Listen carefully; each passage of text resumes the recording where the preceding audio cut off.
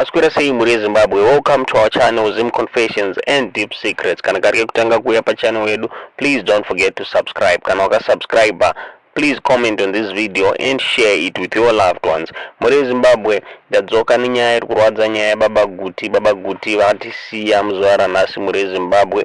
Baba Guti vashaika. Baba Guti vashaika vane makore 100. Saka nyaya ndandava nayo muri Zimbabwe ndeyekuti Prophet Passion Java vakanga vaprofita kushaika kuchaita Baba Guti. Pane post vakanyora musi wa5 May muri Zimbabwe vachitaura vachiti Baba Guti vakanga vachicelebrate birthday ravo.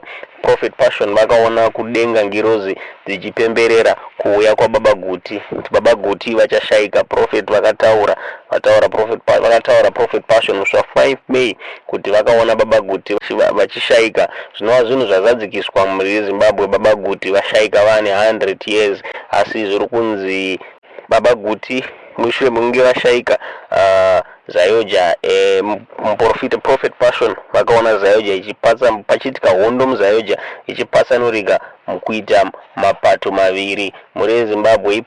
Iprofesi yaita come to pass yekushaya kwa Baba Guti. Tisingazivi kuti yekuzopatsanurika kweZAOGA ichaitika here muri Zimbabwe. Yekushaya screenshot iro reprofesi payakanyorwa naPassion Java musi wa5 May muri Zimbabwe.